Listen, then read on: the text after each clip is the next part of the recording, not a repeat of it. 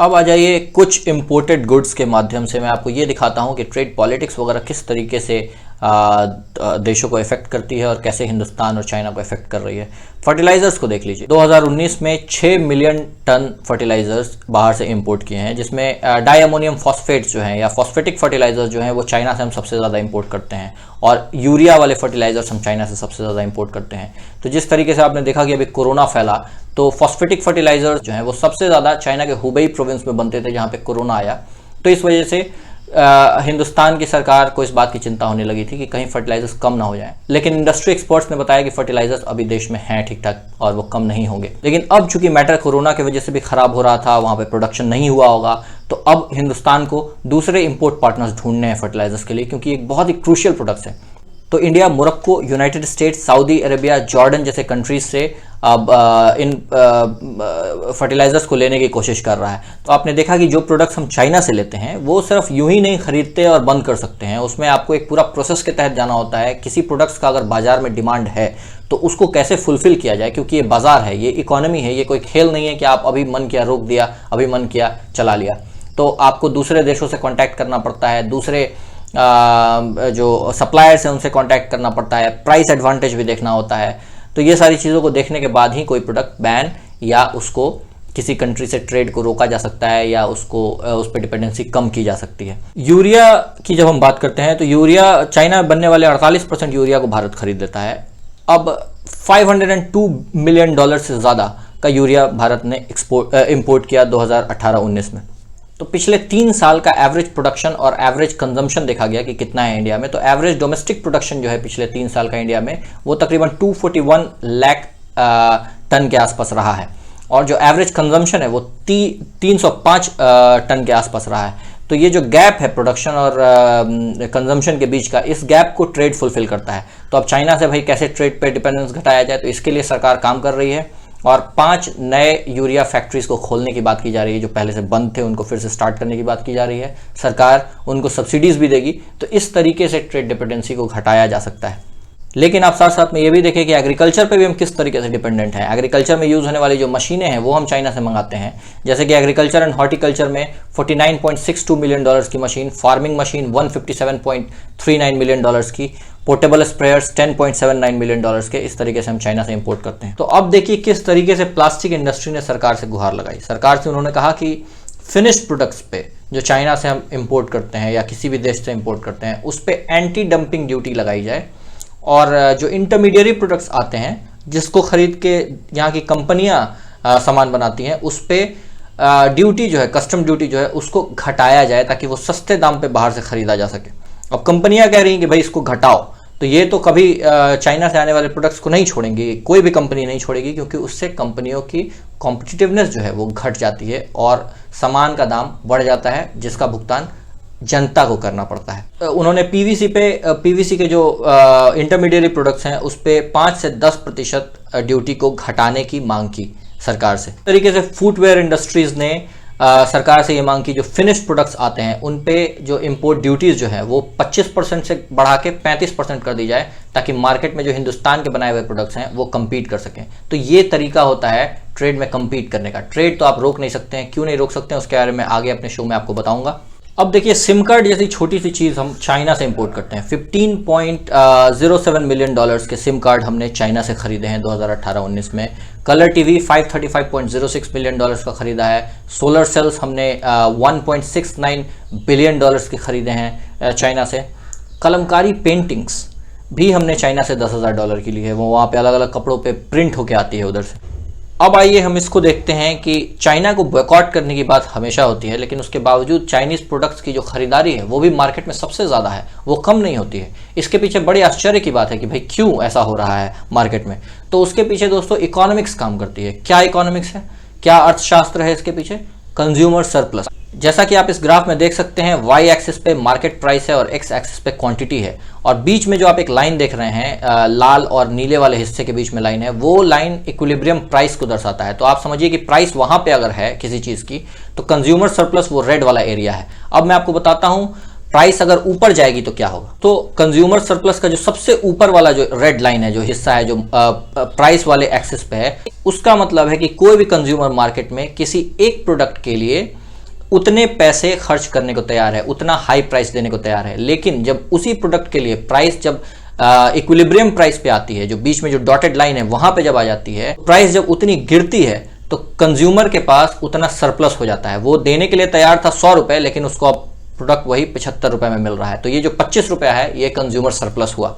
इस तरीके से जितना प्राइस ऊपर होता जाएगा, कंज्यूमर सरप्लस का ट्रायंगल उतना छोटा होता जाएगा और लोग उस सामान की खरीदारी उतनी कम करेंगे। तो जो एडिशनल बेनिफिट मिलता है कि सामान हम 100 रुपए पे खरीदना चाहते थे, लेकिन अब एडिशनल बेनिफिट मिला कि सामान 75 रुपए पे खरीद रहे हैं, तो ये एडिशनल बेनिफिट हमारे चॉइस को शेप करती है मार्केट में। तो चाइना का प्राइस बहुत कम है, जिसकी वजह से कंज्यूमर सरप्लस ज्यादा है और सामान की खरीदारी ज्यादा होती है। तो एक सिंपल इकोनॉमिक्स है जिसपे ये चीजें काम करती हैं। तो अब क्या, अब एक सवाल है कि क्या ट्रेड डेफिसिट वाकई बुरा है? बहुत सारे वेस्टर्न इकोनॉमिस्ट ये कहते हैं कि ट्रेड डेफिसिट उतना बुरा नहीं है जितना इसे बनाया जाता है। हाँ, ट्रेड डेफिसिट कब बुरा है? ट्रेड डेफिसिट तब बुरा है जब अनफेयर ट्रेड प्रैक्टिसेस की वजह से आपके मार्केट को खराबी पहुंचने लगे और उस समय भी आप ट्रेड डेफिसिट मेंटेन करके चल रहे हैं, उस समय ट्रेड डेफिसिट बुरा है। ट्रेड पॉलिटिक्स में ट्रेड डेफिसिट का होना नेगोशिएशन पावर को भी बढ़ाता है। अब जैसे यूनाइटेड स्टेट्स ने बहुत सारे कंट्रीज के साथ ट्रेड डेफिसिट मेंटेन की हुई है, यानी कि वो सबसे बड़ा खरीदार है, बेचता कम है खरीदता ज्यादा है। अब खरीदार का जो पोजीशन होता है वो ज्यादा ऊपर होता है, वो आपसे अलग अलग चीज़ों पर नेगोशिएट कर सकता है। जैसे फॉर एग्जांपल मेरे एक प्रोफेसर जो कि ट्रेड नेगोशिएटर थे साउथ कोरिया के ईस्ट एशियन कंट्रीज़ के साथ और प्रेसिडेंट के एडवाइजर्स भी थे, वो उन्होंने हमें बताया था कि यूनाइटेड स्टेट्स कैसे नेगोशिएट करता है। वो कहता है कि भाई हमारी ये बात मान लो, वरना इस प्रोडक्ट पे, तुम्हारे इस प्रोडक्ट पे हम टैरिफ बढ़ा देंगे।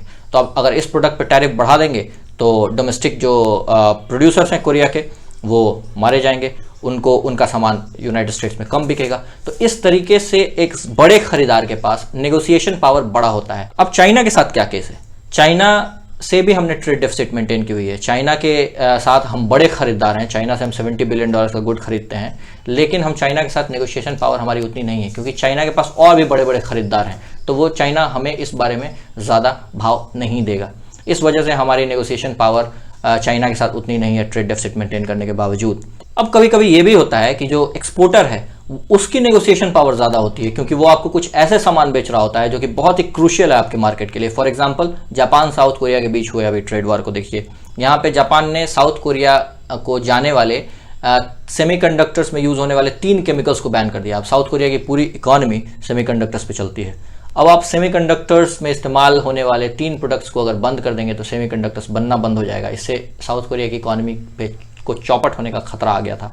तो इस तरीके से जो बड़े एक्सपोर्टर्स होते हैं वो एक लेवरेज जो है अपना क्रिएट करते हैं अपने नेगोशिएशन पावर के थ्रू। तो हमें ये भी डर है कि अगर हम चाइना के गुड्स को बॉयकॉट करें या इस तरीके की चीज़ें करें, और मान लीजिए चाइना फर्टिलाइजर्स के एक्सपोर्ट को रोक दे, तो जब तक हम दूसरे सप्लायर्स ढूंढेंगे तब तक शायद एक सीज़न निकल जाएगा, जिसके वजह से किसानों को नुकसान होने की संभावना है। इसीलिए सरकारें बोलती तो हैं कि आप ये करिए वो करिए, लेकिन खुद बहुत ही कॉशियसली कोई भी काम करती हैं। जब कोई भी पॉलिटिकल स्टेटमेंट दिया जाता है तो वो तो बहुत अप्रोर के साथ दिया जाता है, लेकिन जब कोई इकोनॉमिक काम होता है, जब कोई पॉलिसी लेवल पे जब कोई काम होता है, इकोनॉमिक पॉलिसी लेवल पे, तो वो बड़े ही ध्यान के साथ किया जाता है कि कहीं ऐसा ना हो कि दूसरे देशों की रिटॉर्टिव पॉलिसी हमारे देश के कंडीशन को और ज़्यादा ख़राब कर दें। अब देखिए कि चाइनीज गुड्स को अगर हम बॉयकॉट करते हैं तो वो चाइना के जीडीपी पे कितना असर डालेगी। आप 2 ग्राफ अभी हमारे स्क्रीन पे देख रहे हैं। बाएं साइड पे यानी कि लेफ्ट हैंड साइड पे जो ग्राफ है वो ग्राफ दिखाता है कि चाइना का जो टोटल जीडीपी है वो $14.14 ट्रिलियन का है, और जो चाइना का जो टोटल एक्सपोर्ट है इंडिया को वो $70.31 बिलियन का है, जो कि 0.49% कॉन्स्टिट्यूट करता है। अब राइट हैंड साइड पे जो ग्राफ है वो ग्राफ दिखा रहा है कि अगर हम जो बॉयकॉट करने लायक गुड्स हैं, जो मैंने आपको बताया था कि 9.37% जो गुड है जो जिसको बॉयकॉट किया जा सकता है, $6.5 बिलियन का जो गुड्स है उसको जिसको बॉयकॉट किया सकता है, उसको अगर हम पूरे तरीके से बॉयकॉट कर दें तो चाइना की जीडीपी का वो सिर्फ 0.05% होगा, यानी कि 100 रुपए में 5 पैसे के बराबर। तो हम 5 पैसे के बराबर चाइना को बस नुकसान पहुंचा सकते हैं अगर कंज्यूमर गुड्स को बॉयकॉट कर दिया जाए चाइना के। तो ये एक ग्राफ है जो आपको बहुत ही ज़्यादा एक क्लियर पिक्चर प्रोवाइड कर सकती है चाइनीज़ एक्सपोर्ट्स को बॉयकॉट करने के सिलसिले में। आप फिर से इस ग्राफ को देख लें, चाहे तो आप इस ग्राफ का स्क्रीनशॉट ले सकते हैं पीछे जाकर। अब आप देखिए कि जो चाइना से बॉयकॉट करने वाले $6.5 बिलियन के गुड्स हैं वो कहाँ खड़े होते हैं चाइना के पास जो रिसोर्सेज हैं उसके कंपैरिजन में। आप देखें इस ग्राफ में कि चाइना के पास जो फॉरेन एक्सचेंज रिजर्व्स हैं वो $3.39 ट्रिलियन के हैं, यानी कि हिंदुस्तान की जीडीपी से भी बड़ा चाइना के पास अकेले सिर्फ रिजर्व है, फॉरेन एक्सचेंज रिजर्व है। और ये टॉप 10 कंट्रीज़ की लिस्ट है जिसको आप देख सकते हैं। ऊपर में सबसे 10वां कंट्री है और नीचे में पहला कंट्री है। हिंदुस्तान यहाँ पे 7वें नंबर पे आता है 473.3 बिलियन डॉलर्स के फॉरेन एक्सचेंज रिजर्व के साथ, और चाइना का foreign exchange reserve 3.3 trillion dollars का है। तो आपके 6, 6.5 या 7 बिलियन डॉलर्स के गुड्स को बॉयकॉट कर देने से चाइना का कोई खास नुकसान नहीं होने वाला है यहाँ पे। अब एक सवाल ये है कि क्या चाइना से आने वाले सारे इंपोर्ट्स को हम रोक सकते हैं? क्या सरकारें चाइना से आने वाले इंपोर्ट्स को एक बार में रोक सकती हैं? जवाब है नहीं, क्योंकि भारत एक WTO का मेंबर है, वर्ल्ड ट्रेड ऑर्गेनाइजेशन का मेंबर है, और वर्ल्ड ट्रेड ऑर्गेनाइजेशन के नियम के अनुसार आप किसी भी देश के साथ एब्रप्टली, आर्बिट्ररली अपने टैरिफ को, ड्यूटीज को नहीं बढ़ा सकते हैं, या ट्रेड को पूरी की पूरी तरीके से रोक नहीं सकते हैं या कम नहीं कर सकते हैं। क्योंकि अगर आपको ऐसा करना है तो आपको अपने मोस्ट फेवर्ड नेशंस आपके जितने हैं उन सभी देशों के प्रोडक्ट्स के साथ ऐसा करना होगा। अगर आप चाइना से आने वाले स्टील के प्रोडक्ट्स पे अचानक से ड्यूटीज बढ़ा देते हैं तो आपको अपने मोस्ट फेवर्ड नेशन के लिस्ट में जो जो देश से आप स्टील खरीदते हैं उन सब पे आपको उतनी ही टैरिफ बढ़ानी पड़ेगी, और इसके बाद वो देश भी आपके साथ ऐसा ही करेंगे, रिटेलिएट करेंगे। तो ये एक बहुत ही खतरनाक सिचुएशन डेवलप हो जाएगी। तो इसलिए ऐसा नहीं किया जा सकता है। कोई बड़ा नेता या देश का प्रधानमंत्री या कोई बड़ा नेता ये भी नहीं कह सकता है कि चाइना से आने वाले गुड्स का आप बहिष्कार करें, क्योंकि अगर वो ऐसा कहता है तो ये WTO के नेशनल ट्रीटमेंट क्लॉज का उल्लंघन होगा। जो एक्सपोर्टिंग कंट्री है वो चाहे तो आपको खींच सकता है आर्बिट्रेशन के लिए, क्योंकि नेशनल ट्रीटमेंट के अंतर्गत ये है कि आप अपने देश में होने वाले प्रोडक्ट्स के बराबर दूसरे देश के प्रोडक्ट्स को भी ट्रीट करेंगे। अब आइए हम देखते हैं तो फिर चाइना के ट्रेड को कंट्रोल करने के लिए या उस पर टैरिफ्स बढ़ाने के लिए क्या उपाय है। तो इसके लिए टेक्निकल बैरियर्स टू ट्रेड हैं, या फिर वो ड्यूटीज हैं जो WTO के अंतर्गत परमिटेड हैं, अलाउड हैं, जैसे कि anti dumping duties, safe guard, या फिर काउंटर वेलिंग ड्यूटीज। इस तरीके की ड्यूटीज जो हैं जो परमिटेड हैं वो आप इस्तेमाल कर सकते हैं। अब आप देखिए कि दोनों देश किस तरीके से डंपिंग को लेकर खेलते हैं WTO में। इसके लिए मैं आपके सामने एक बहुत ही इंटरेस्टिंग ग्राफ पेश करूंगा। जैसा कि आप हमारे स्क्रीन पर देख सकते हैं, anti dumping initiations by reporting member जो है 1995 से लेकर 2019 तक, उसमें इंडिया का नंबर सबसे ज्यादा है। 972 केस हिंदुस्तान ने 972 बार हिंदुस्तान ने एंटी डंपिंग इनिशिएट किया है किसी भी कंट्री के खिलाफ। दूसरे नंबर पे यूनाइटेड स्टेट्स है, तीसरे नंबर पे यूरोपियन यूनियन है, और चाइना बहुत ही बाद के नंबर पे है। अब आप देखिए ये दूसरा ग्राफ जो है जो बताता है top 10 targets of anti dumping initiation by India, यानी कि हिंदुस्तान ने एंटी डंपिंग जब इनिशिएट किया तो उसमें टॉप 10 टारगेट्स कौन कौन सी कंट्रीज रहे हैं। पहले नंबर पे चाइना है।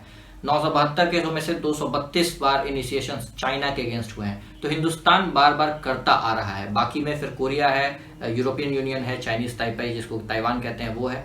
तो हिंदुस्तान बार बार करता आ रहा है इस तरीके की चीजें जिससे चाइना पे ड्यूटीज बढ़ाई जा सके, चाइना के अनफेयर ट्रेड के लिए चाइना को एक जवाब दिया जा सके। लेकिन ये एक सिलसिला है जो हमेशा से चलता आया है और आगे भी चलता रहेगा। अब आ जाते हैं एप्लीकेशन बैन पे। सरकार ने अभी 59 एप्लीकेशंस को बैन किया है। मैं आपको बता दूं कि इसका मैं समर्थन करता हूं इसलिए क्योंकि इससे चाइना को शायद बहुत ज्यादा नुकसान ना हो, कुछ हजार करोड़ या कुछ बिलियन डॉलर्स का शायद नुकसान हो चाइना को, बहुत बड़ा नुकसान ना हो। लेकिन ये टेक्नोलॉजी का मामला है। आज हिंदुस्तान में या पूरे विश्व में अगर कोई सबसे ज्यादा इंपॉर्टेंट चीज है तो वो है इंफॉर्मेशन टेक्नोलॉजी। IT क्षेत्र में होने वाले ये सारे इंक्रीमेंटल इनोवेशंस जिसके अंतर्गत AI है और इस तरीके की सारी चीजें हैं। तो ये जो कंपनियां हैं ये आपका डेटा कलेक्ट करती हैं और उसके बाद फिर आर्टिफिशियल इंटेलिजेंस का जो इनकी जो कैपेबिलिटी है उसमें इन्वेस्ट करती हैं, उसको बढ़ाती हैं, और हिंदुस्तान इसमें कहीं ना कहीं पीछे छूटता जा रहा है।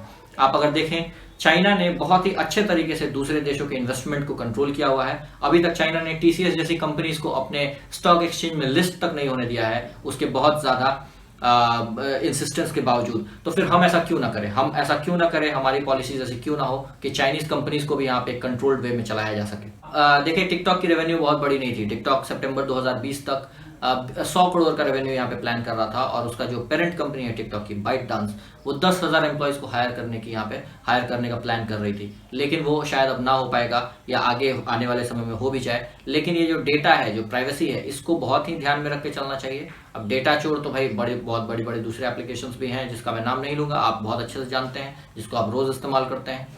वो भी डेटा का आपके मिसयूज कर सकते हैं। लेकिन हम चाइना को अपना डेटा क्यों दें?